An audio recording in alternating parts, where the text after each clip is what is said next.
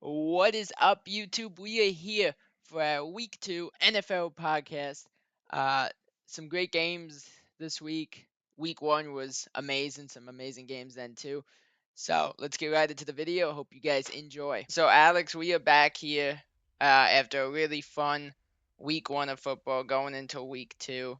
Before we get into the games, are there any teams that really stood out to you, that impressed, or teams that really disappointed you in week 1? Well, first off, Jay, it was a great week of football, like you said. It's good that the NFL is back in full swing. There were a lot of great games, and I mean, the way the season began was a roller coaster to say the least. And the Yep. way that game ended between the Chiefs and Ravens, man, that was some crazy Oh ending. yeah. Final seconds of the game, Isaiah Likely had 1 foot in bounds in the back of the end zone, and then his opposite toe was just on the out of bounds marker. Crazy ending. Yep. And if that doesn't happen and he's inbounds, it's a touchdown, they And probably get the extra point OT. overtime. Who Yep. knows what would have happened? So it was a great way for the season to start. I think the way the Chiefs played was very good. I think we saw more of a great balance between the solid offense and defense that we saw 2 years ago when they beat the Eagles for the championship in Yep. the Super Bowl.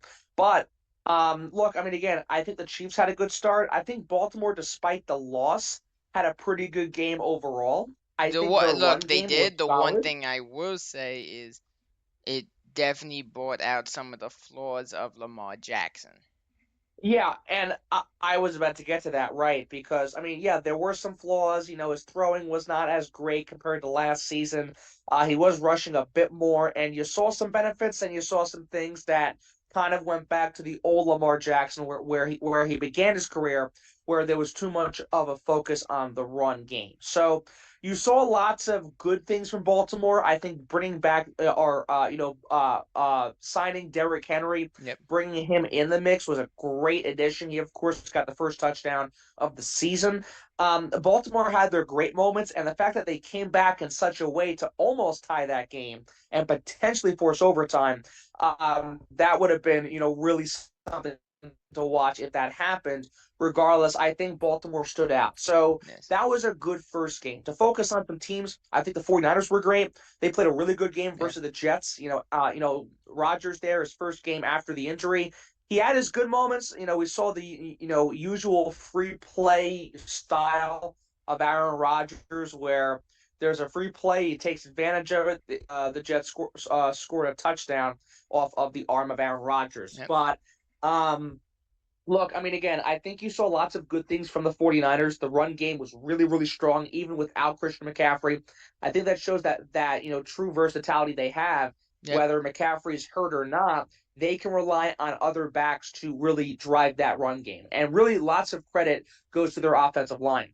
And keep in mind, you had Brandon Ayuk in his contract situation. You also had Trent Williams holding out. Yes. Trent Williams signed days after Brandon Ayuk signed his deal, and Trent Williams is one of the best tackles in the entire National Football League. So the offensive line, kudos to them without McCaffrey, Mm. still helping the running backs put on a really great performance. And on top of that, the 49ers scored 32 points in that win. So I think San Fran stood out. I think KC stood out. The teams, of course, who were in last year's big game, they had a really good start to 2024. Yep. I think the Eagles also had a good start to 2024. I mean, Jalen Hurts was kind of rocky at first, but he was able to turn things around.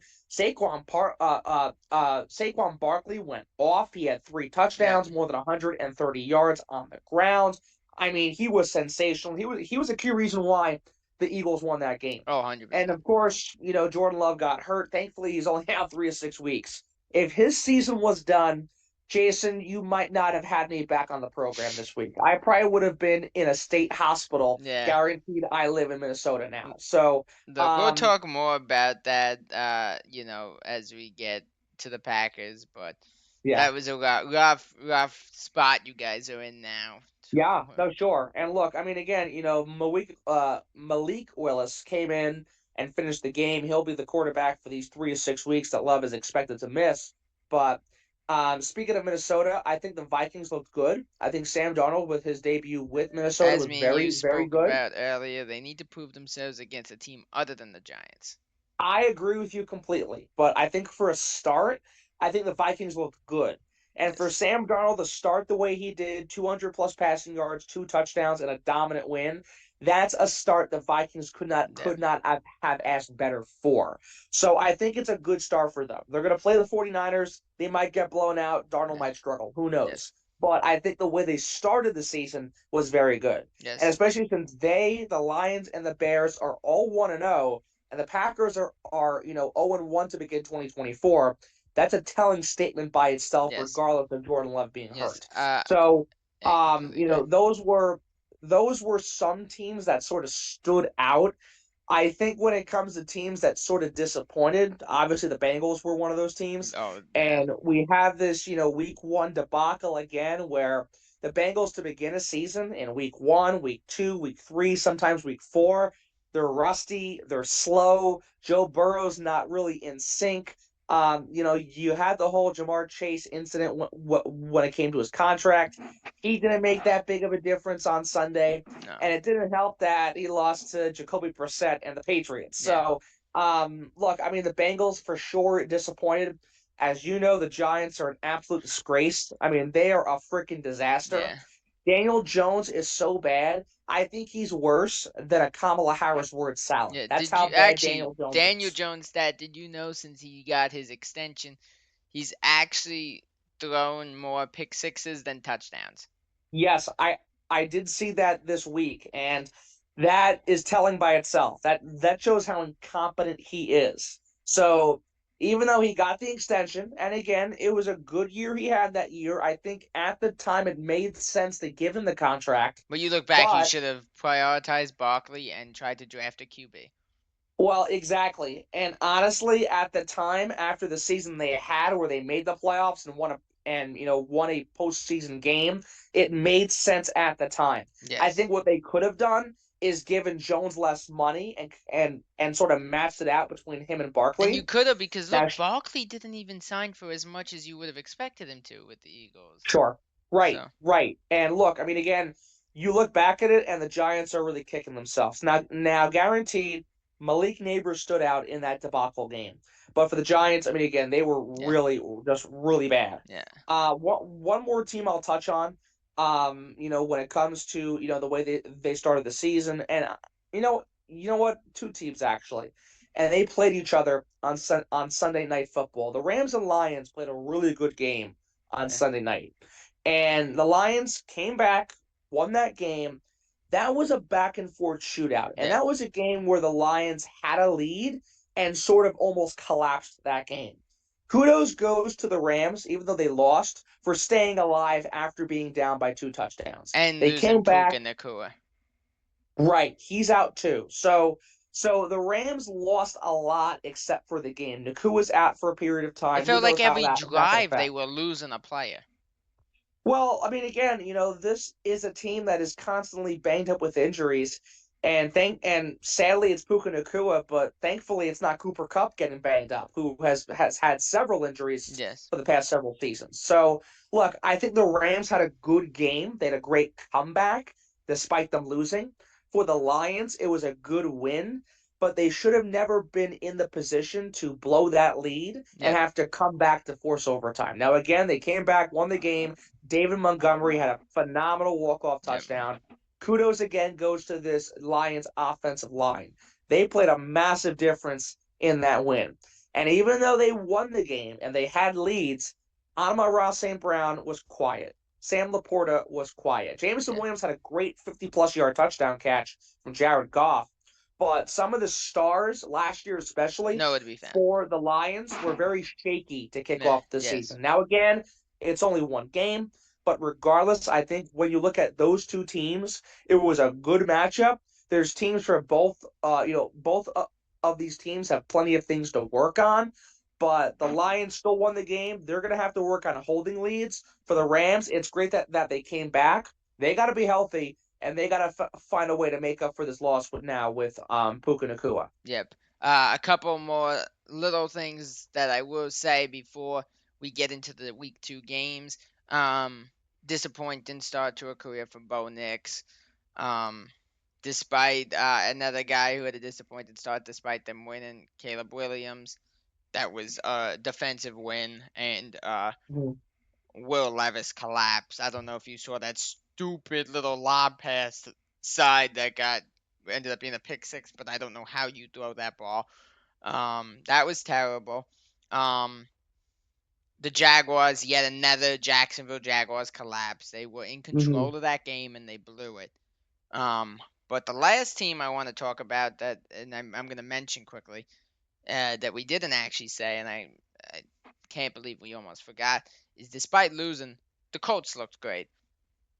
Well, look, I mean, again, the Colts looked good, and maybe we're going to save for that later on regardless. It's a really impressive way they played. They lost, Yeah, guaranteed, to the Texans, but I think if we look at the other matchups that we talked about, I'm not downplaying the Colts' loss and their performance, but if we look at the other performances, especially the Chiefs, especially the 49ers, yeah, especially when it comes to the Eagles, especially for Detroit, yes, those games have more of an impact as we look back at things in this first week. yep, And on top of the fact, those four teams, now the Eagles fell apart last year, but the Niners, the Lions, the Chiefs, yep, and also the Ravens were the final four last year, yep. obviously. So those teams, there are more eyes on them and the way they played in week one compared to a team Team like like the Colts. yeah, Now again, it doesn't downplay the way they played. The fact that they lost by only 2 points to CJ Stroud, who's coming off a great rookie season, yep, Joe Mixon, who fits in like a glove with that Houston offense, especially when it comes to his running play as the number one back, and Stephon Diggs starting his career with Houston the way he did. It was a great game for Houston offensively. When it came to yep, defense, there are things they're going to have to work on, and again, that's yep, what comes in with a week one win like that. yep. So the Colts had a great game, lost by two. But if we look at some of these other matchups, they sort of have more of an eye to look at compared to the Yes, Colts. And one of them that you mentioned was Caleb Williams. I mean, had a good preseason, did not throw no touchdown passes, regardless of it. And yet again, he struggled. I didn't mean, even he reach had 100 25, yards. Yeah, yeah, he had 25 yards in the first half and finished the game with roughly 93 or so, despite the Bears coming back to win. And the Bears were down 17-0 at halftime yep, before the 24 unanswered points in the second half. yep. So those things, again, not to downplay the Colts, have more of an eye, more of an attraction to look at because it's Caleb Williams, because it's the Bears, and the Yep. fact that they were down so much and came The back to number one win. pick's gonna have a lot Yeah, more eyes on him. Yep. yeah. And let's not forget, too, the number two pick, Jaden Daniels, despite a loss, also had a pretty good game Yeah. where he had his first two touchdown passes. Yep. No, 100%. Let's get into the week 1 games though. We got Thursday night football. Should be a really fun one. We got the Bills, Dolphins. What are your thoughts here? Well, look, we're gonna see two teams that are coming off comeback wins, where the Cardinals had a 17-3 lead at one Yeah. point versus Buffalo. The Bills were shaky to start the season. They had to claw their way back to win Yeah. that game. Should And not have been that close. it should not have been that close where you're coming off a preseason where Bill's starters were playing a good portion of the preseason. So you had that shaky, rocky ground to begin with. On top of the fact, again, no Stephon Diggs no more. Yep.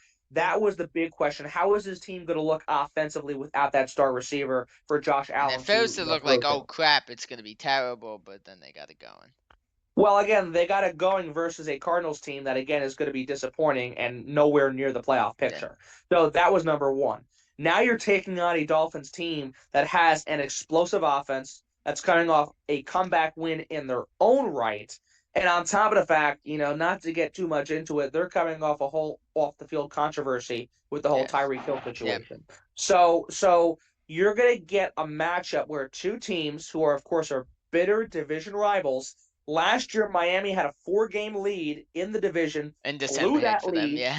in the last game of the season to Buffalo. The Dolphins were home that night. The Bills went on to win the division. So You look at those things, there's a lot going into this matchup based on what happened last year. On top of the fact both teams again are coming off comeback victories to begin 2024. Yep. So I think we're going to get a really intriguing game. I think Miami is going to win because of the way the Dolphins are just really on fire right Yeah. now based on the way they came back. And also Tyreek Hill is really motivated regardless of how you feel about the whole situation. So I think Buffalo is really more of a liability Yeah. because again, we still are not sure what we're getting from this team. We saw glimpses of the offense coming back, but we saw a really shaky first half. You the Bills can avoid having a shaky first half versus the Cardinals. They Yes. can't avoid that against a team like the Dolphins, where the Dolphins in their own right were, shaky to begin the season, but came back to win their game respectively. Yes. So it's again, the Bills cannot afford to have a really slow start. If the Dolphins are on fire right away, I think they could potentially run away with this game. Yep. But I think if we really think about it, it's going to be a close matchup. And like how it was last week, it could come down to Jason Sanders and that good old right leg. Yep. So I think that could make the difference, or actually left leg. He's a lefty kicker, Yeah. actually. So I think his leg is going to make the difference on what happens. Give me Miami. I'm taking Miami too. In my opinion, I think it's gonna be a shootout. I really do. I don't really. I'm still iffy on both of these defenses at times. I'm gonna be honest, and these quarterbacks. Two quarterbacks that could put up a lot of points for their teams. They really are. They're a team that could easily both teams that could easily just have that big play. Um, and yeah, I like I said, definitely going Dolphins. I think Tyreek's gonna have a big night. I have a really, really weird feeling on that. Mhm. Um, the issue for Josh Allen now is he doesn't have that elite receiver anymore. Um, that's gonna be a struggle for him. I really think so. You saw it the first half of that game, um, against the Cardinals. But I do think I really do think look they're gonna be okay. I think they'll be good. I really do. I still view the Bills as like a 9-10 win team, but I don't see them winning the division. I really don't. I think this, sadly, and this is coming, it pains me because I don't like the Dolphins. I think this is finally the year where they get over that hump and win the division. The Dolphins, I really feel that way. Um, Now, but I mean, yeah. yeah, is that you agreeing?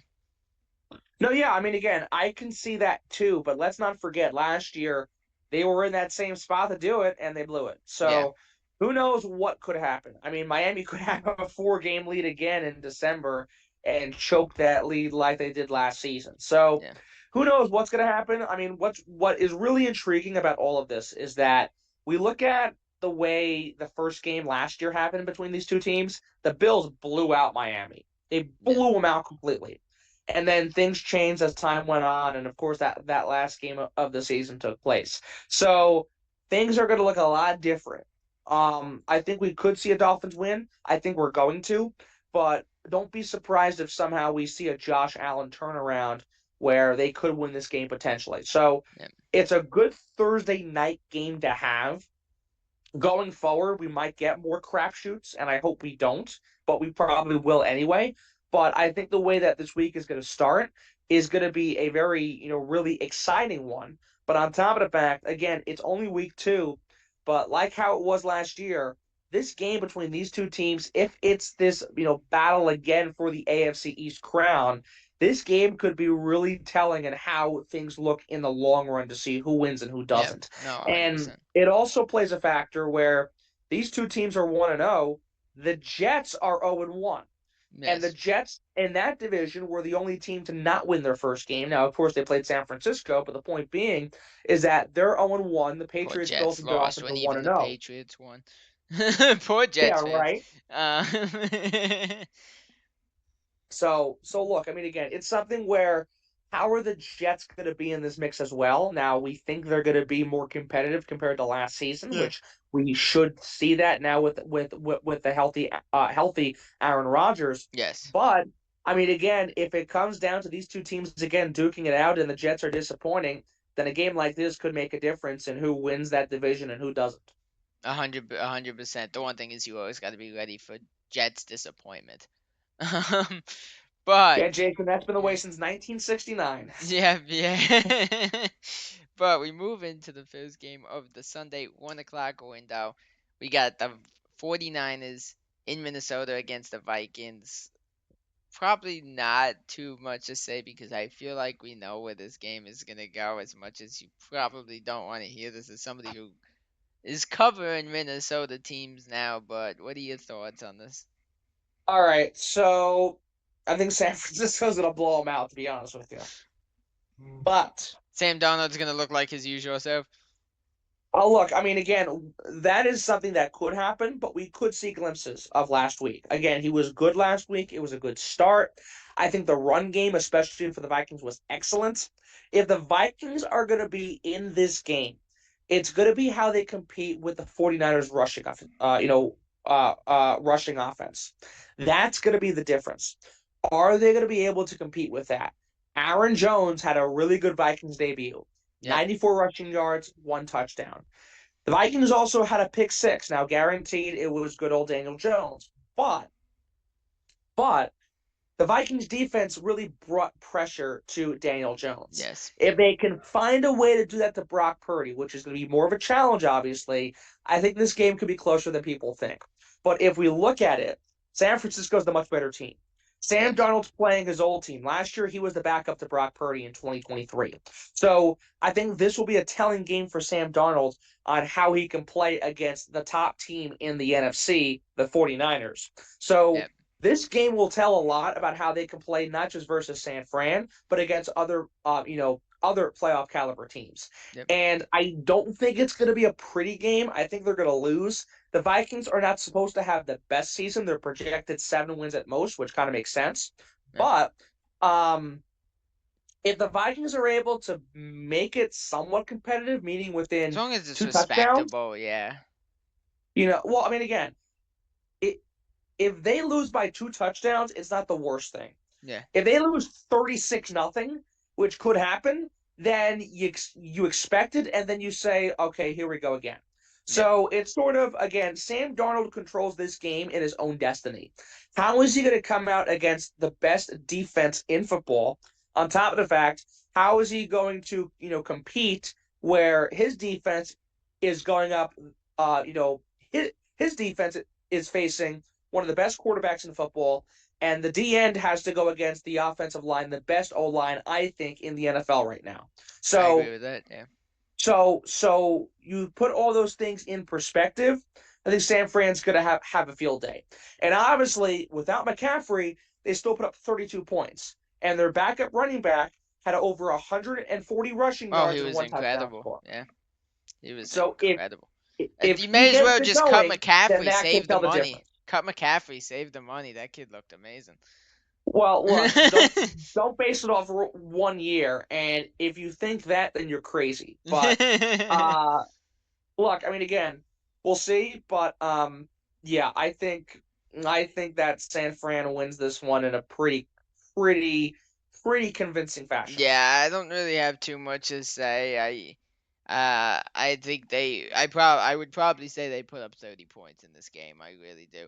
After a Oh, for sure. game, yeah. I don't really think they have any struggles in this game. I do think the Vikings get a couple 1 or 2 touchdowns in there, but I'm not really expecting too much against this team.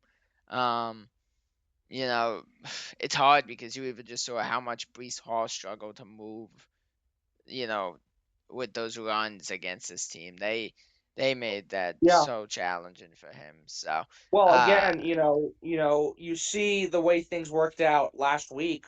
Um, Aaron Jones had a great game. He played really good.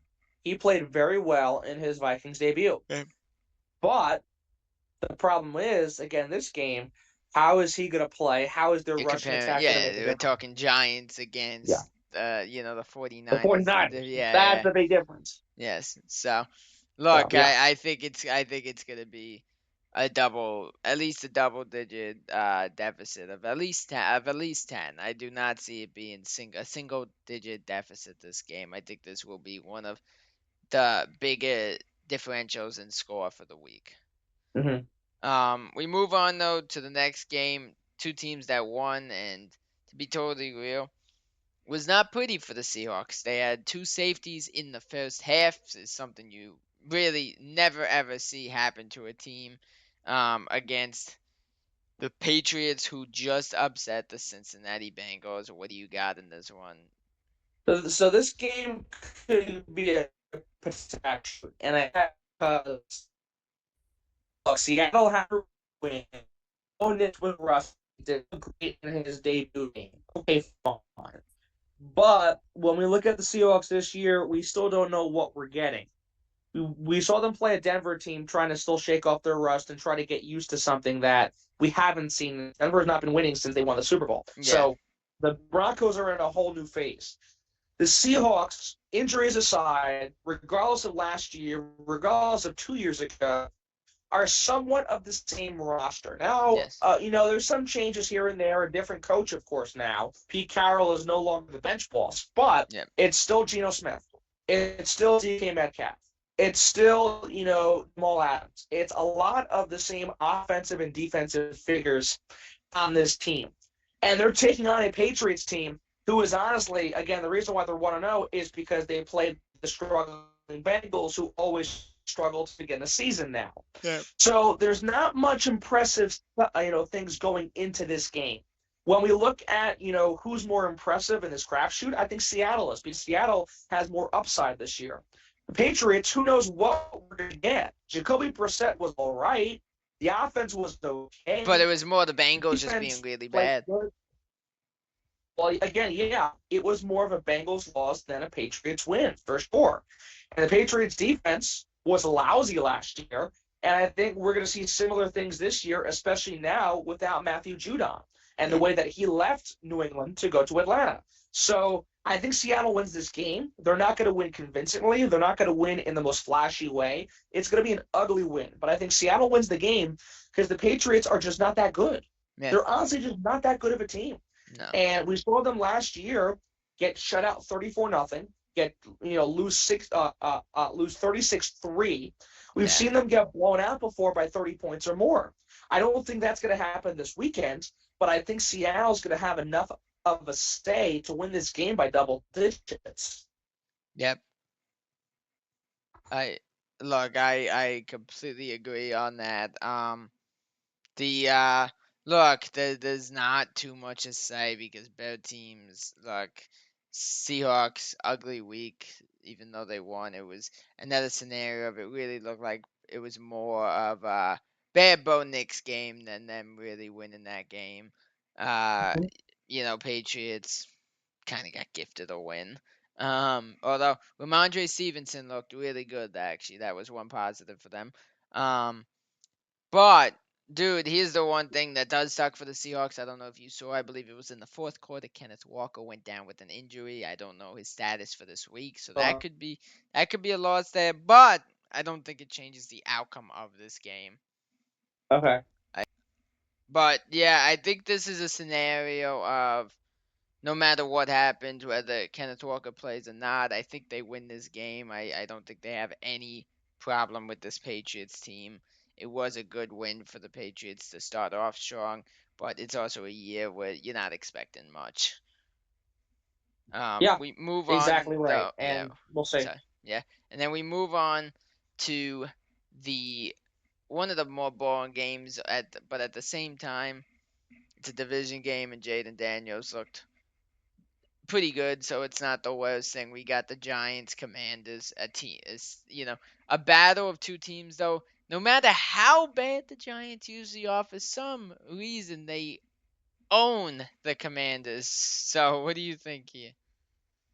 Look, I mean, this is going to be a game where if the Giants win, they win because they have the history. Washington, but if they lose, it proves that the Giants just really suck. And honestly, Jason, sorry, but the Giants really suck. They actually suck. You don't gotta apologize. I know it. Look, Daniel Jones is more incoherent than a Kamala Harris word salad. That's how bad, that's how terrible Daniel Jones is.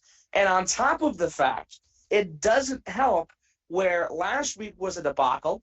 And as we mentioned before, and that stat is really alarming and really telling, Daniel Jones, ever since he got the 4-year, $160 million contract extension, he's got more pick sixes than touchdown passes. Yeah. He's thrown more interceptions returned for scores than throwing touchdown scores himself. That says a lot right there. And honestly, if they find a way to win this game, they win because Washington blows it. Now, Jayden Daniels looked good. Now, guaranteed Tampa won last week versus Washington, but Jayden Daniels has the upside. And that's going to be a difference in this game. Honestly, we can look back at what's happened the past several years. I don't think that's going to make a big deal in this matchup. I think Washington wins this game because of how bad the Giants are, not because of Daniel Jones only, but the defense was just horrific last week. And that Giants secondary, I mean, they can throw money at it. They can bring in whoever the heck they want. It's been the same problem for years on defense, especially in the secondary, where there's just no coverage. The coverage is soft. The coverage is weak. And the opposing team just really exploits how bad the secondary is. Yes. So I think the Commanders win. And if Jayden Daniels can throw two touchdown passes the way he did last week, I think he'll throw 2, 3, maybe 4 potentially against that really bad Giants defense. So give me the Commanders in maybe a 10, 14-point swing. And on top of the fact, look, again, this is just showing where both teams are going. The Giants don't have a quarterback. The Commanders do have a quarterback. And the Commanders might not be a playoff team this year, but there's more in the offense because of who is calling the plays. Yep. Jayden Daniels is a very good quarterback. They've got so much promise with him. Daniel Jones past his time, somewhat past his prime, even though he's in his prime, ironically. And on top of the fact, I mean, again, this is just so freaking bad.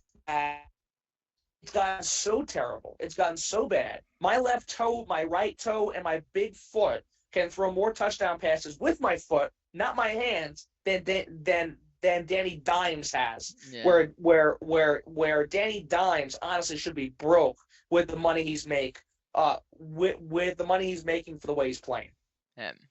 Now, look, there's not much to say here. I actually think Jayden Daniels has what could be the best game of this rookie season for him, unless for some reason they have a game against the Panthers this season, which I'm not sure about. But we'll see. But I think this is, like you said, definitely a big deficit. I do think the Giants really struggle here.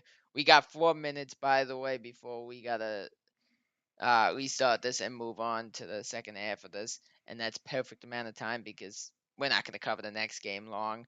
It might actually be even worse than the Giants Commanders. So for 3 minutes and 45 seconds is perfect. We got the Chargers versus the Panthers. I had a feeling you were saying something about Carolina, and Jason, this game is going to be so bad that look, I mean, it's just not going to be pretty. And honestly, it might be worse than some of the slop I've seen in, the Rutgers University cafeteria. So it's going to be something where I think the Chargers win, and we'll see what that means for them if they win this game. Yeah. Jim Harbaugh back, Justin Herbert now there still, of course, but without his top players, as we talked about last week. I think they win this game because of how bad Carolina is, and the Saints are not a spectacular team. The Saints put up 47 points last week because of how bad they made Derek Carr look like an all-star. Well, again, because their defense is a cupcake defense, and on top of the fact, Bryce Young actually somehow got worse. yeah. I mean, that too didn't help. So the Panthers are just a pathetic team. They're very pathetic, and I think they put up honestly 30 points despite them not having the same firepower as last year and years previous. Yeah. So the Chargers win this game. Panthers stink. They're awful. Their defense is so freaking bad. I mean, it is really, really not good. So I expect the Panthers to get blown out, whether it's 47-10, 57-10. I mean, I think it was, 30-0 at halftime in last week's game? Yeah. Right? I think it was 30-3. They got the late field goal.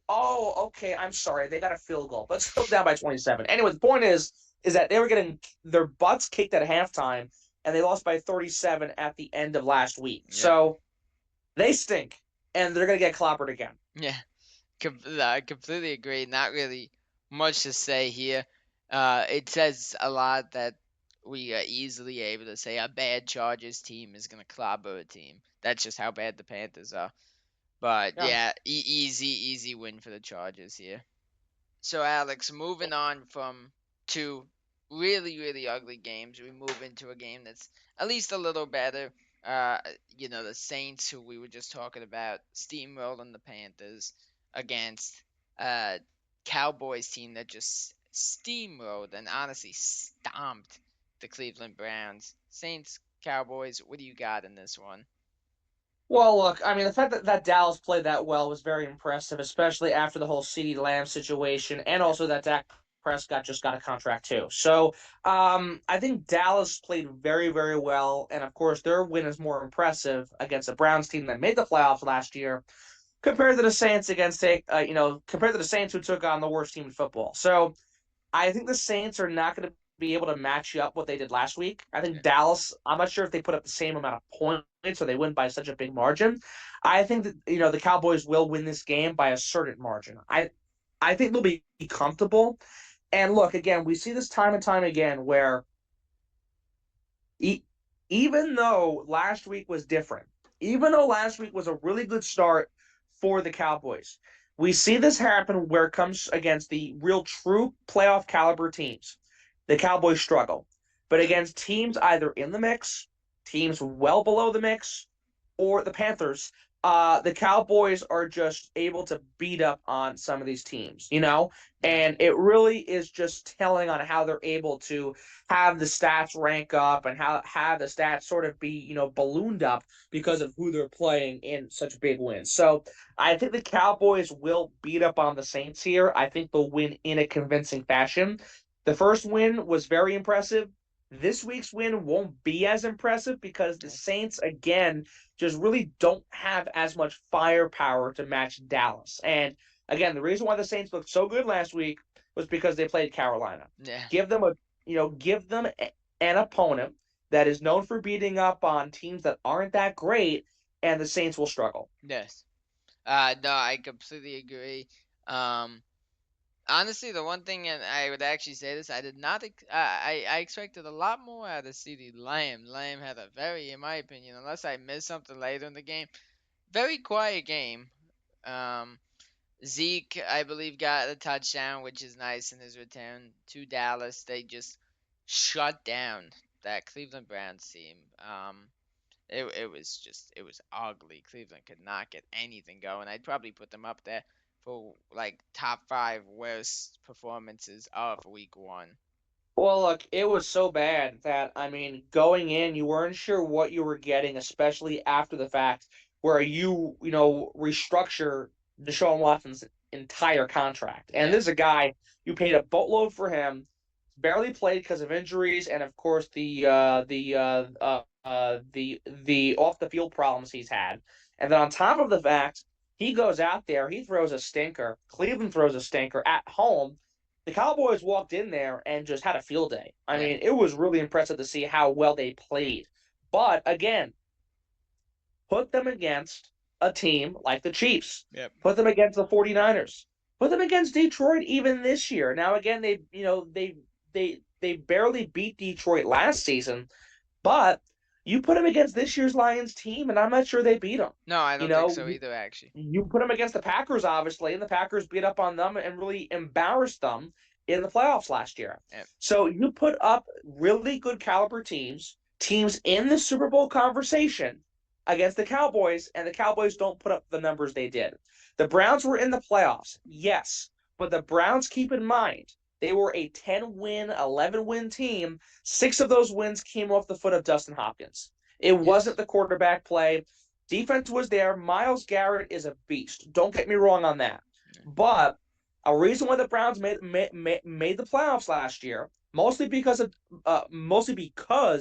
Dustin Hopkins. But on top of the fact, old man Joe Flacco had to save the day in the final hour. yeah, So the Browns are coming off that, And in that playoff game, they got creamed by the Texans. Yes. So the Browns got creamed to kick off the season, a team that barely made the playoffs.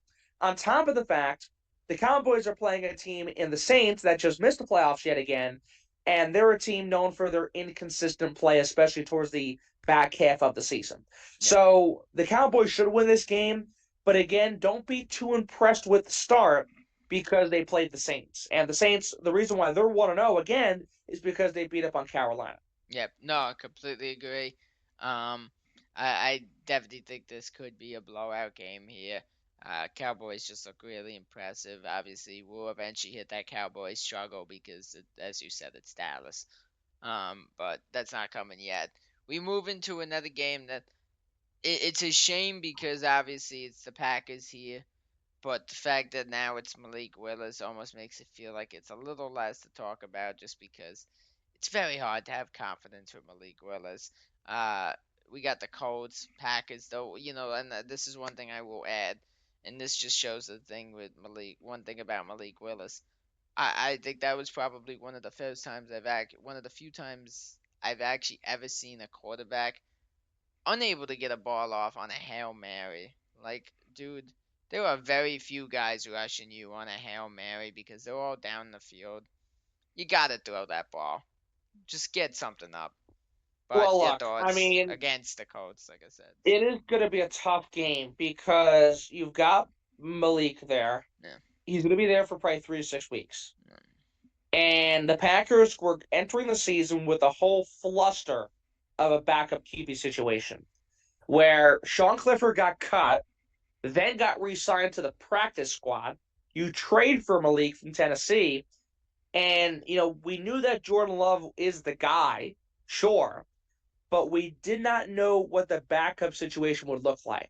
And throughout the preseason, it was a mess. It was a horrible preseason for Sean Clifford, for Michael Pratt, the two guys who were battling to be the backup. Pratt got cut. Clifford got cut, got re-signed to be on the practice squad, as I mentioned before. Yeah. And it was so bad that they had to trade for Malik Willis. Now that Malik has to be the starter for 3 to 6 weeks, hopefully it's 3, not 6. I don't know what we're going to see here. And honestly, this is the first home game for the Packers, too. So they're coming into a situation where it's their first home game. Jordan Love's hurt. They're coming off that loss. Malik had the pass that was not completed and got sacked to end the game. Yeah. Lovely. And they're coming in against a Colts team that lost by 2. And we talked about this before. Sure, they lost the game, but the Colts were impressive, Jason, like you said and like we talked about. I think, honestly, I don't want to be a Debbie Downer. I don't want to be, negative Nancy here. But I think the Colts are going to come in and win this game. Not because the Colts are the better team. I think because the Colts showed lots of poise. But they're going to win this game because of the fact that the Packers are not at the full health level that they could be at and should be at. But unfortunately, that's not the case because of Jordan Love getting banged up. So I think it's going to be tough. I think Malik's going to struggle. I hope he doesn't. But if he does not do well and Sean Clifford has to come in, then it really shows where this QB situation is at without Jordan Love. Yeah. And on top of the fact, again, the Texans only won by 2. Anthony Richardson, the offense gave them a really good run for the money last week. And if they're able to really start strong based off this offensive performance they had last week and the fact that the Packers struggle with Malik, it's going to be a Colts win by a pretty potential substantial margin. Yeah, look, I feel like the Packers right now, they go for whatever the amount of time that Jordan Love, whether it's 3 weeks, 4, 5, 6, is going to be out.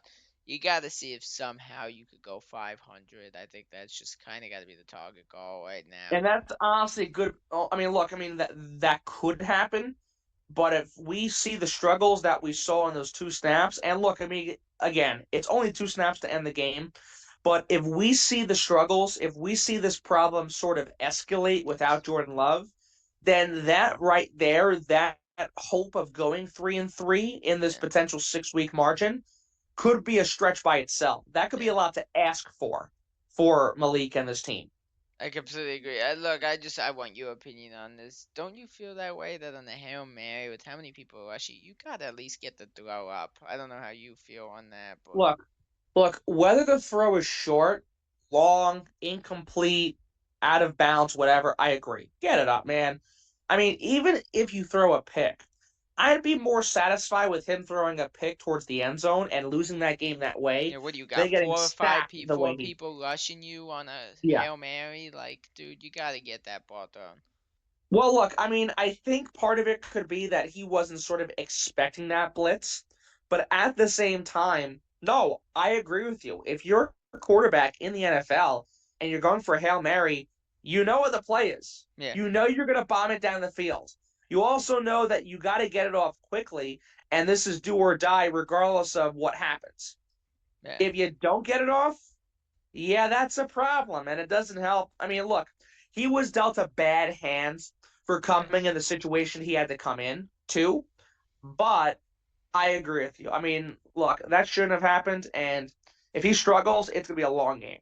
Yeah, completely agree. For your sanity, we should move on because I don't think it's going to be a very pretty game for you guys because of him.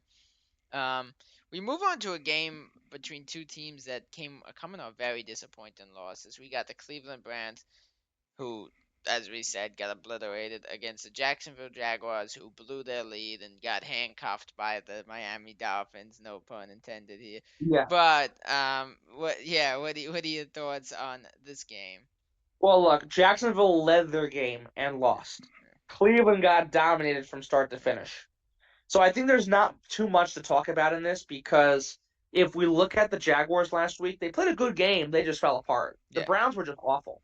And I think based off that, there's lots of, loss of confidence to a certain extent Yes. in what we can see from Deshaun Watson. There is lots of confidence in Trevor Lawrence. There's lots of confidence in this Jacksonville team. The fact that they led and lost the way they did was bad, but to start the season like that is not the worst thing to happen. It's not the end of the world. No, the only So, negative behind it is it just feels like typical Jacksonville, which is just yes, yes, but it's week 2 this week. Plenty more, plenty more football to go. I think Jacksonville's going to win this game. I don't think they'll blow them out, but I think if we can even see some sort of a Cleveland rebound, I don't think it's going to be enough against that really good Jacksonville defense. On top of the fact that, again, despite the blowing lead, Trevor Lawrence looked actually somewhat good last yes. week. He looked pretty good last week. It was all So I going think good until Jacksonville wins the game. ETN fumbled. It was all going Well, good. yeah. And again, if Jacksonville can bounce back and play a full 60 minutes, they're going to win this game, no problem. Yeah. Which I think will happen. Yeah, and I completely agree on that as well. It's not going to be a blowout, and it's not going to be because of the Browns' offense. It's going to be because of their defense keeping it relatively Mhm. tight. No matter what, I am still very impressed with that defense. They just Yeah. also play the very dominant Cowboys offense. But look, we'll see. Jacksonville is a team where you want to see them do well. I feel like they're another team that's kind of just went through it over the years. They've hit rock bottom many times. So we'll see. I do think they win this game. Very close one in this one. We move on to another 1 o'clock window game, and this could not be a more perfect opportunity for the Jets after a very disappointing start to the season against the Niners. This is a perfect get back game, get yourself into good shape again, get to 1-1. We got the Jets against Will Levis and the Titans. What are your thoughts here? The Jets should win. I think they're going to win. I think Aaron Rodgers is going to go off. If they do not, if they struggle, if Aaron Rodgers can't throw 2 or 3 touchdowns in this game, there's a problem. Now, Because that again, it's only Titans two defense weeks sucks, in. yeah. It's only 2 weeks in. But if they lose this game in any capacity, I think that's some type of concern to start 0-2. Compared to last year, where they lost Rodgers, they won the first game, and guaranteed we're 1-0, 1-1 and fell apart following 2 weeks. Yeah. But if they start this year 0-2, it's not the end of the world, but it's sort of a concern with a healthy Aaron Rodgers now with the Jets. So I think we won't see that. Even if Tennessee has a lead, like the way they did last week, the defense blew it. I think Rodgers will really expose this team, Yep. and I think it'll be a good, bounce back, get right game for Aaron and the Jets. I think they'll win by maybe 10, 14 points, honestly, Yes. because again, this is something where you saw the chemistry again between Rodgers and his pal Alan Lazard. That was Yeah. great chemistry, and Lazard had both touchdowns. The one that Aaron threw to him. So I think we're going to see lots of more chemistry in that realm. I think we'll see more of a build-up between him and Garrett Wilson. And you Yes. mentioned before that, and you mentioned before that Brees Hall struggled. That's not going to happen against No. a really bad Titans defense that's terrible against the run. So I think Brees Hall will be more explosive and more successful this week compared to last week. So Yep. I think the Jets offense will get right after such a tough loss to San Francisco, and they'll find a way to be 1-1. I completely agree. You could, as a Jets fan, as the Jets players in general, uh, you could not have asked for a more perfect scenario after a rough week 1 game and a rough one, opponent that you had to play. This is a perfect scenario for the Jets to just erase that week 1 game and get into the win column and get themselves going. So I do think they do that. Rodgers looks great. He builds up more chemistry with Garrett Wilson. Maybe we see some more from Mike Williams, who really Yeah. didn't get many snaps. So we'll see what happens there. But I think the Jets win this one pretty easily. We move into, honestly, though, one of the more exciting games of the 1 o'clock window. Uh, Baker Mayfield and the Buccaneers. First off, Baker Mayfield looked incredible. That was probably one of the best games of Baker Mayfield's career, what he just Yeah, did. Uh, sure. Against the 1-0 as well. Detroit Lions coming off their comeback win. What do you got here? This should be a fun one. I find this intriguing that this is a rematch of the second round of last year's playoffs in week 2 of this season. We're going to see a good back and forth game. This should be a 4:25 Eastern game, honestly, I I think. agree on It that. really should have been. And look, I mean, it's 1 o'clock, whatever. Knowing that the game last year was within 8 points, there was so much competition between these two teams. It was so back and forth. Baker, despite the loss, actually played well last year versus Detroit. Yeah. When it comes to this one here, Jason, it's going to be really intriguing because can Baker keep it up against Detroit like he did last year despite the loss? Yep. He played great. I think he's the right guy in Tampa. And we'll see where it goes from there. We'll see how this season, carries on going forward. But as of right now, Baker Mayfield's found his match in Tampa, and you know what? Good for him. I've ragged on Baker. I'm not a Baker fan. I think he's very inconsistent. I think he's not historically been a good quarterback in the NFL. But if he's found his match, kudos to him. God bless him. And I think with that in mind, I think he has found his role in Tampa. I think that's the right spot for him to be in, to be with this team. And I think he's going to make it competitive. But Detroit's better. And Yep. Jared Goff and his squad, despite blowing a lead, despite being down with less than 2 minutes to go, came back, forced overtime, won the game in overtime. So I think we'll see Detroit win again. Yep. I think it'll be close. We'll have a shootout like it was last week, like it was last year Yep. between the Lions and Bucks. But I think Detroit wins because they're the better team. And honestly, even though they won and David Montgomery had that great touchdown and Jameson Williams played awesome with that, especially 50-plus yard touchdown catch, you're going to see more involvement from St. Brown, from Sam Laporta, Yep. from some other key players, Jahmyr Gibbs as well. You're going to see more involvement from those three guys specifically against this Buccaneers team, who they're going to be motivated to beat again to start the season 2-0. Uh, Completely agree with that. One thing I do want to say about the Buccaneers is, man, he's just getting older and older, but man, Mike Evans is Mm-hmm. just I feel like almost getting better. Some of those catches he had in that game were unreal. He is Look, Mike Evans is a guy. He's been a 10-plus season 1,000-yard receiver. He's been a multiple-time Pro Bowler. He's won the Super Bowl. And whether he's at Brady, whether he's at Jameis Winston, Baker, whoever the quarterback is, he has made the quarterback he's played with so much better. Now, yep. Brady, in his own right, of course, is the GOAT. But keep in mind, before Brady, Mike Evans was playing with scrubs, bums, and jokes that came off the Wasn't street. Fitzpatrick there at one point? I believe he was. I maybe, but I said Jameson Williams. Jameis Winston, yeah. Jameis Winston was a disaster in Tampa. Mike Yeah. Evans was able to still have 1,000 yard season multiple times with a bum like that. Yeah. So Mike Evans is a phenomenal receiver, and honestly, he's a great receiver. He's a top 5 receiver, but he is still one of the more underrated receivers in the game, Yeah. which is sort of ironic with the way it plays out. And honestly, I think if we look at it, call me crazy, call this a hot take, whatever it is. I think he's easily a top 3 receiver, if not top 2 receiver in this game right now. Now, Completely I agree. think Justin Jefferson's number 1. CeeDee Lamb probably number 2. Mike Evans, I think, is number 3 right now. And I think to a certain extent, maybe not, but I think maybe so. That I think Mike Evans could make a case for number 2 over CeeDee Lamb, regardless of how Yeah. you feel. So look, I mean, Mike Evans is just a great player, and they say a fine wine gets better with time and age, Hmm. and Mike Evans gets better like a fine wine with time and age. Yeah. So he's just been phenomenal, and honestly, if he continues to be on his A game, he could make a difference in this game versus Detroit this week. But I think overall the Lions are just a better team, even on defense, especially, and the Lions have the more stronger offensive line. So. I think that's going to play a factor. I think it'll be a close game within 3, 6, 8 points. Yep.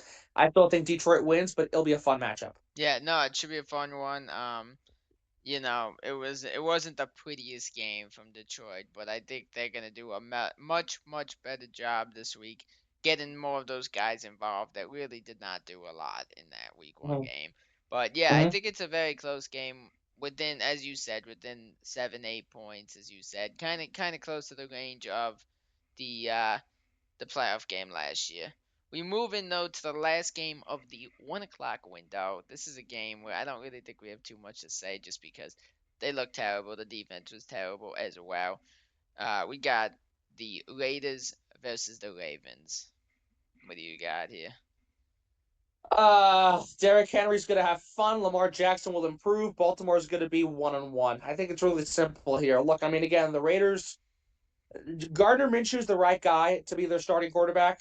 I think he had a really good game overall. I think he showed his strength at times. He Sure, he just had didn't some get a lot of weaknesses too. help. Yeah. Yeah, well, I mean, sure. Yeah, again, that played a factor also. But I think the Raiders obviously are the much better team. And the way that they ended their week 1 game to Kansas City, they're going to come back really motivated to bounce back after that loss, even though they think Isaiah uh, Isaiah likely scored that touchdown. Regardless of how you feel, it was not called a touchdown and the Ravens lost. So they're going to be more motivated to bounce back after that no call, the way they lost in Yep. Kansas City. And I think they're going to take it out on the Raiders. They might win by 15, 20 points, honestly, Yep. because this Raiders defense, I don't think will be able to keep up. And the Ravens defense, with how good they are, despite giving up 27 points last week, knowing that Gardner had a good game but also didn't get much help, this Ravens defense is going to really just implode on him. Yeah. They are going to take over, and they might sack him a couple times. So Yeah. give me the Ravens in really strong fashion with that great run game and the solid defense to follow up. Yeah, look, this is obviously a scenario where last week you could be like, whatever, it was the defended back-to-back defended champions. But if the Ravens somehow lose this game, there's some concern there. They should not lose this game by any means. I think it's I think it's a blowout. I really do. I don't really think they get anything going, which is a shame because I said it to you before. I like Gardner Minshew. He's Mm-hmm. he's not an amazing quarterback, but he's serviceable. He's a guy who could go out there and do what you need him to do, and he really never complains. And for the most part, he's been a backup his whole career, and he's never had an issue with that. And now he's got the chance to be a starter, so you kind of want to see him do well, but I just don't see that happening this season, and especially not this week. I think Derrick Henry has that breakout game as a Raven, as you said. I think he could get 2 touchdowns in this game. Mm-hmm. Um, there's some other pieces over there that could get involved. This is a perfect game to get Mark Andrews involved, who was very, very quiet in that Hmm. first game. So, look, Right, right. Ravens win this easily. Not too much to say. But now we move into the one of the 3-4 o'clock window games. Two younger teams. It's a shame for the Cardinals that the Marvin Harrison Jr. Debut, with all the anticipation, was not as exciting as we thought it would be. I believe he only got one reception that entire game, which is just disappointing. That was one of the reasons a lot of people were really hyped up about that game. But we got the Hmm. Rams with no Puka Nakua and multiple other people who went down in that game against the Cardinals. What do you got here? Well, I think it should be no question that the Rams win the matchup. Matthew Stafford looked good. Cooper Kupp had a big touchdown despite the loss. They played a good game, and the fact that they came back down after being, down by 14 points to have a lead and then lose in overtime was pretty impressive. But they're gonna bounce back versus a Cardinals team that, sure, Marvin Harrison did not stand out as they hoped, as they hoped and many folks hoped in his debut game. I think Marvin will be more involved, obviously, since it's a division matchup this Yeah, weekend. So that will play more of a role in his catches, his play, what have you. But the Rams are obviously the better team, much better. So yeah, I think they'll put up the offense. The Cardinals' defense is lousy. And I think Marvin Harrison will score. I think he'll have more action. He'll play better. He'll play in a more involved role. But it obviously won't be enough to give Arizona the win. So you could see the Cardinals lead early again and then fold their lead, but I think the Rams bounce back and get to 500. yeah. I completely agree. Even with no Puka Nakua, I think Cooper Cup is just unstoppable. Kyron Williams was fun to watch again. Even though it wasn't necessarily the most productive week, he still looked great out there. Stafford, I feel like it's been his whole career that the guy looks like he is banged up, limping around, and he was still doing some crazy things out there. Um, so, I don't really think this is really in question at all. I genuinely do think. Look, Cardinals will put up some points just because I don't think that Rams defense is just an incredible defense. I think they'll have some problems. But like I said, I would not be shocked to see the Rams put up 30 points in this game and Mhm. win this one pretty easily. Especially with some of these young, talented players on offense.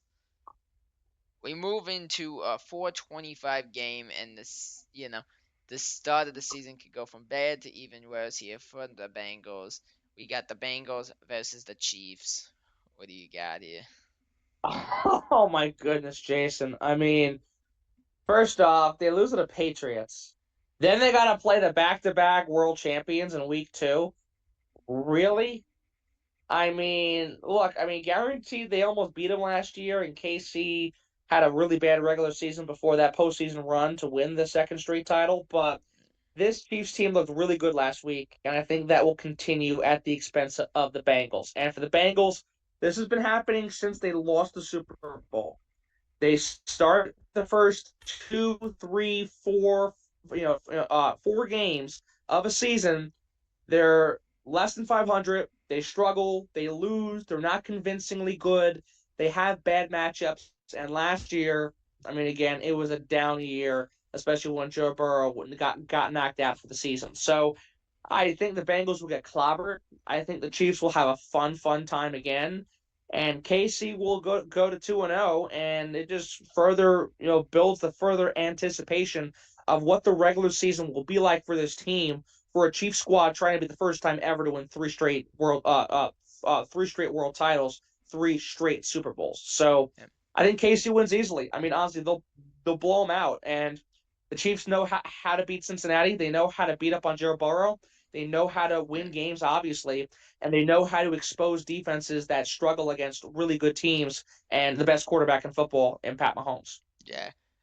Dude, there's a Bengals fan here. I wish there was more for me to talk about, but last week's performance makes it so hard to talk about at all just because there's no expectation now. You just expect them to get absolutely crapped on here by the Chiefs. I'm blanking on his first name, but that Isaiah, I believe it's Isaiah Worthy kid. Oh my God, he looked Well, look, I mean, amazing. yeah.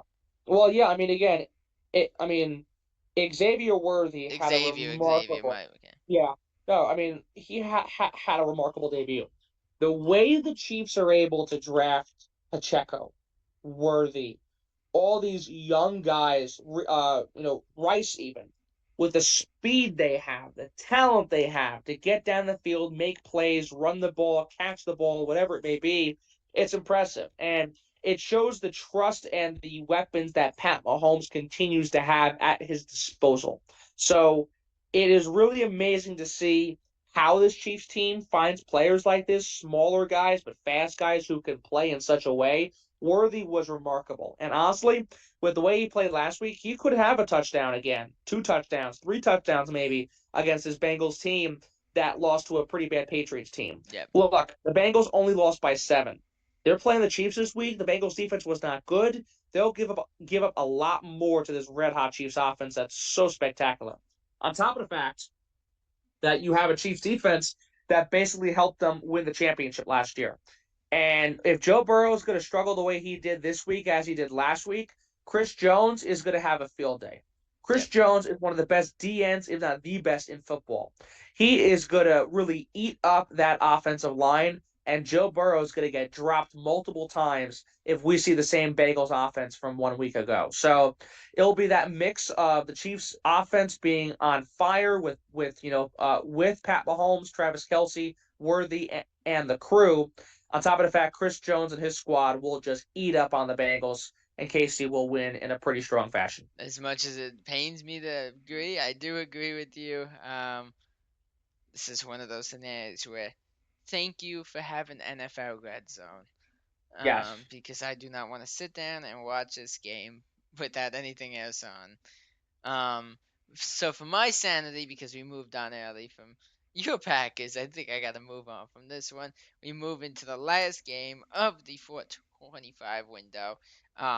It's a game that we don't really need to talk about because it's, in my opinion, two really, really very pathetic teams. We got the Pittsburgh Steelers who managed to win without scoring a single touchdown against the Broncos and Bo Nix who look terrible. What do you got here? Well, look, I mean, again, I get it that the game is in Denver. They had to make it a later game. Honestly, if we're really being It should have honest been a here. 1 o'clock game with the fact that there's 10 games in the 1 o'clock window. Well, There look, was the game earlier that you said should have been a 425. I think they should have swapped places. that Lions Buccaneers game should have been 4:25, or it could have been on 8:15 on Sunday Night Football. But you could have honestly put the Chiefs at 1 o'clock and kept the Broncos and Steelers at this spot because the game's in Colorado. But the point is, look, I mean, this could be a game where if Bo Nix struggles again, we could see a Steelers team go 2-0 because of Chris Boswell. Steelers offense wasn't that impressive. Steelers defense was all right. Atlanta lost that game more than the Steelers won, and it's Chris Boswell scoring all 18 points last week in that 18-10 victory. Yep. If the Steelers win, they win that way. But keep in mind, Denver's not an easy place to play in. The altitude is a whole lot Yep. different, obviously, and that could play a factor in what happens. Bo Nix is playing his first game at home as the starter. We'll see how that goes. Maybe he bounces back. Maybe things turn around. He's had some time to adjust to Denver and the way things go there. And honestly, he looked really good versus Green Bay in that preseason game in Denver. So Yep. I think Bo Nix will have a bounce back. I'm not sure where to go exactly on this one because we could see obviously one or two of things. We could see the Broncos bounce back, obviously, or the Steelers still win, but win because of their kicker. Yeah. I think based on what we saw, because we're not sure what we're getting from Bo Nix, we're also again not sure what we're getting from the Steelers. But if we want to play it safe and give you a prediction for the sake of the segment, I think Pittsburgh wins Yeah. simply because of Chris Boswell. And if Bo Nix struggles again, the Steelers defense will be good enough to contain him. Yeah. Now, I think it'll be a close matchup within 6, 8 points, maybe 3 points even. It could come down to a game-winning field goal. But if Pittsburgh wins this game, they win the way they did last week. Chris Boswell scoring the points. Maybe not all of of the field goals and all the points this week, but I think they'll find a way to win, and they'll especially win if Bo Nix struggles again. Yeah, look, this is one of those games where there's not too much to say about both teams. Even though the Steelers are 1-0, both teams had ugly week ones. It really was just not very good. Obviously, we know they're going back to Justin Fields with Pittsburgh, so we'll see what happens. I agree. I think the Steelers will win just because Bo Nix was not impressive. Look, it takes some time. He's not going to be as bad as Bryce Young. He'll get himself going at some point, but uh, safe bet 100% is the Steelers. We move into the 8:20 game. We do have 4.5 minutes, so we're gonna do this game and then restart and do the last game. That'll be the plan. We got a game that I feel like doesn't need a lot of covering either, which is a shame because it's Sunday Night Football. Caleb Williams and the Bears, who got gifted a win by their defense against a very good-looking Houston Texans team. What do you got here? Well, look, I disagree because I think this will be a good matchup because we're seeing two young star quarterbacks. We're seeing C.J. True. Stroud, the rookie of the year last year, who was awesome, and we're seeing the number one pick in Caleb Williams play him. So we're gonna get a good matchup. The question is, can Caleb Williams bounce back? Yep. C.J. Stroud looked excellent like he did last year. He was great last week based off what he did and that win for Houston. Houston's a better team. I think they win. That's no question here. The offense was great, and we'll see more of how CJ Stroud can build that relationship with, Stephon Diggs. Further build his confidence in Joe Mixon on the ground. How CJ Stroud can further develop himself as a strong, elite, young quarterback the way he was last year in his rookie campaign. So Houston wins, no question about it. For Caleb Williams, can he be competitive? Can he throw touchdowns? Can he be, more consistent? And can he shake off the rust? And can he bounce back from last week? Those are the questions for him. Chicago is going to be competitive if those answers are yes. If the answer are no, Williams will struggle and the Bears will get blown out Yeah. because the Texans are a much better team. The reason why they won because they played the Titans, and the Titans blew that lead because the Titans are not good. So again, they won based off a whole defensive effort because they played a Titans team that is probably the weakest in their division. The Bears are playing the best team in that division, the Yeah. the AFC South. So I think Houston wins again, no question about it. But can we see Caleb Williams compete with CJ Stroud? That matchup's going to be fun to watch. That's why it's on NBC. True. On top of the fact, because of that, I think it's going to be a real cool matchup to see, what the future of the league is really all about. Because you've got these young quarterbacks who have lots of high profiles, who are very good in college, who are really starting out strong for CJ Stroud's case in the pros. For Caleb Williams, shaky first week. We'll see how he bounce back, how he will bounce back. If he's competitive enough, he plays strong enough, and again, even if he throws two touchdowns and one pick, that'll still be a good game for him True. if they lose by 10 points. So regardless, I think we'll see a good game. It should be fun to see these two QBs go at it. Hopefully, Caleb Williams, for the sake of the matchup, plays better, and that we'll get a good game. But again, the Texans still win. Yeah, I got the Texans in this one as well. Uh, I definitely think Caleb Williams will get better. There's almost no way he doesn't throw over 100 yards again. That would be just mind blowing if he didn't.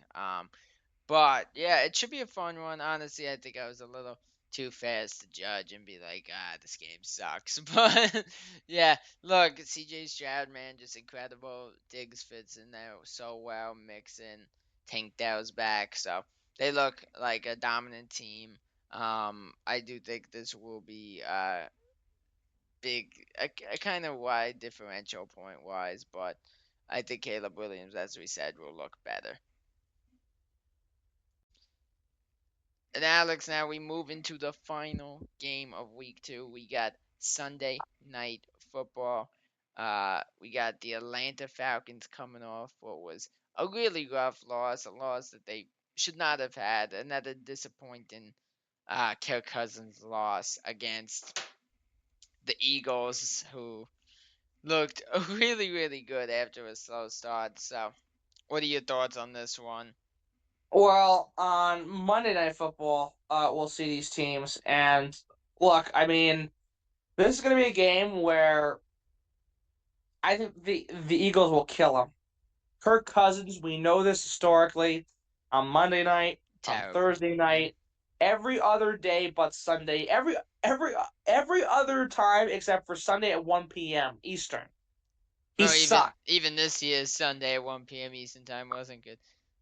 I mean, he played all right, but the team lost. Yeah. But the point is that look, they're going to play the Eagles, who are coming off this great win in Brazil. Saquon was amazing. He killed it in his debut. Mm. And Jalen Hurts bounced back after what was a rough season last year to start this season. So I think the Eagles will have all the confidence to really beat up on the Falcons. And the Falcons, again, had their moments offensively. Kirk Cousins had a very nice touchdown pass to Kyle Pitts. But this team in the Falcons, they're still working out their kinks. They're still working out this new QB, this whole new offensive system, what have you. The Eagles have it down pat. They just have new pieces to surround it. And Yep. especially with Saquon now at the helm, they're just trying to manage that. Saquon was amazing. And if he Yeah. plays anything like he did last week, he's going to have a field day, maybe even better against the Falcons. Because the Falcons' defense wasn't bad versus Pittsburgh. It was just the Pittsburgh offense was not great. This Yes. this Philly offense is a whole different animal. And I think, honestly, that this Falcons team could get torn up defensively if Saquon has another great game, if Yeah. Jalen Hurts is on par.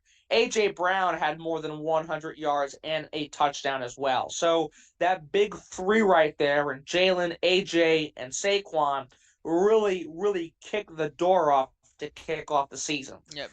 And on top of the fact, they've got Devontae Smith still and Dallas Goedert and a really good offense all across the board. So the Eagles win this game. I think there's no question about it. The Eagles will start again 2-0. And look, they're a team that they're good.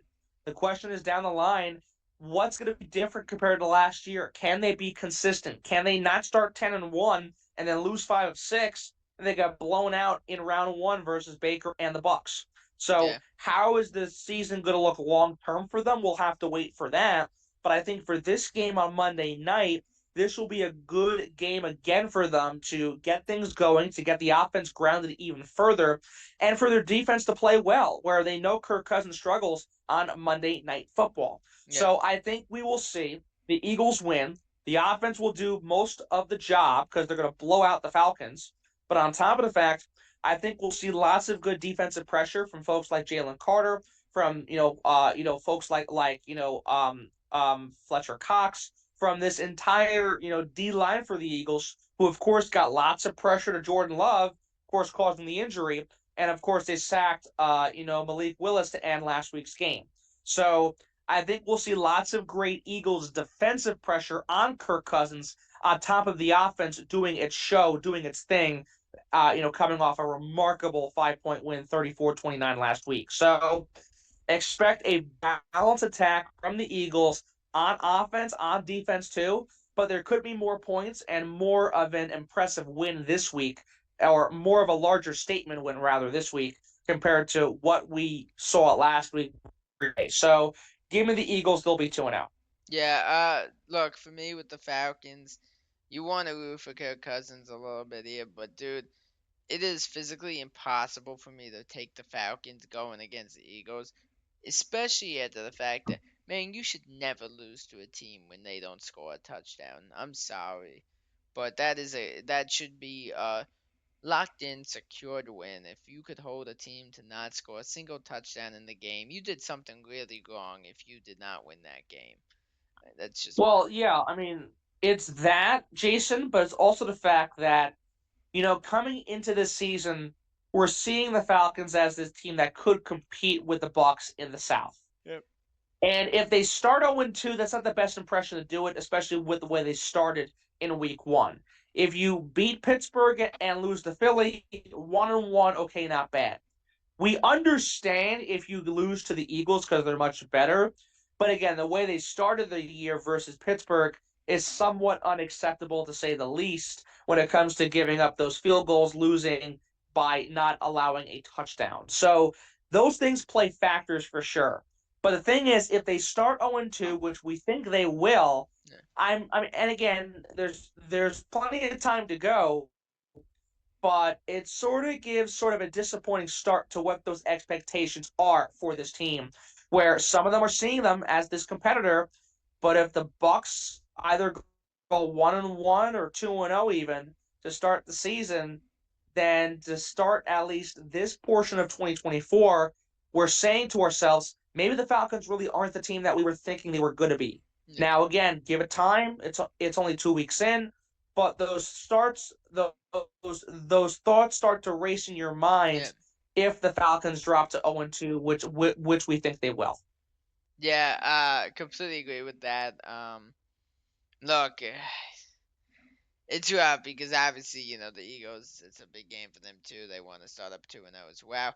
But I feel like it's almost more important for the Falcons just because I do think the Buccaneers, we're finally going to have a team that I could sit there and say, I think will 100% reach 10 wins in that division.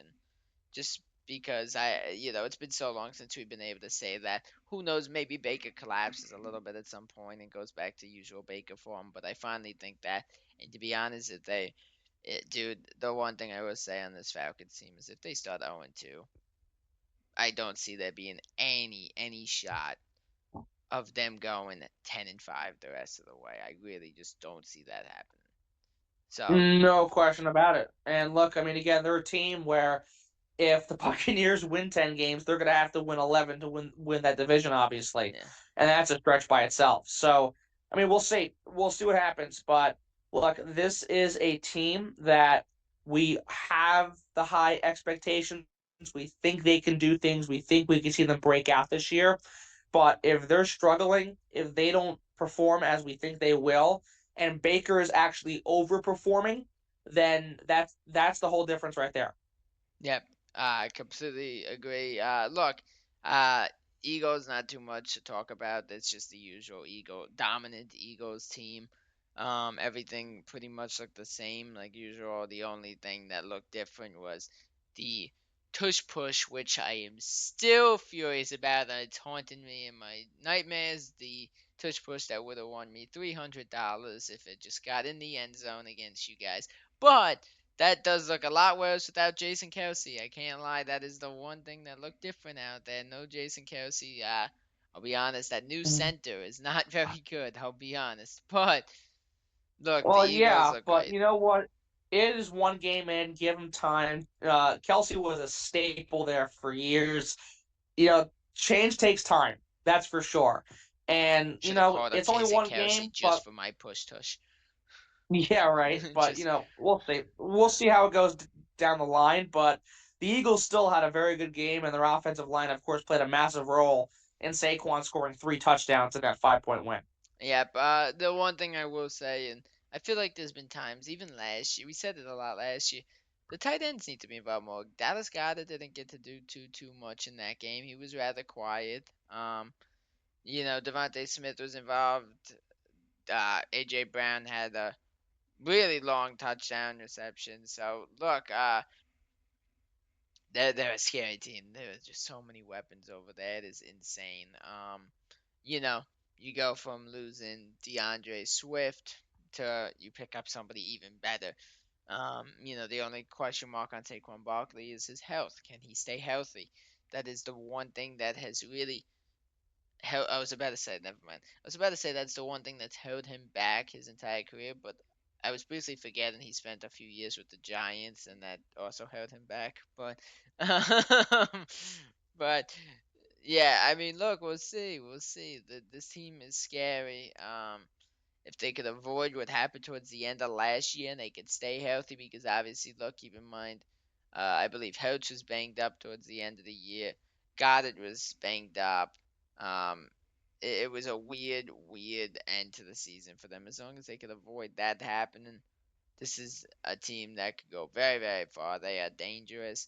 And to be real, they're gonna honestly steamroll this Falcons team, in my opinion. But look, the other thing I do want to say before we wrap this up is I would probably say this isn't as good as week one, these games. There's some great games in there, don't get me wrong, but then you get some of those games in there like the Panthers game and then games like that, the Giants, the Commanders. So it's a little step back, but it's not terrible. It's really not.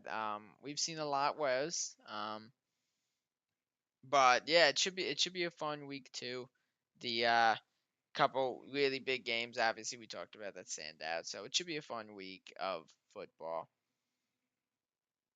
Thank you guys so much for watching our week two prediction podcast, guys. I hope you guys enjoyed.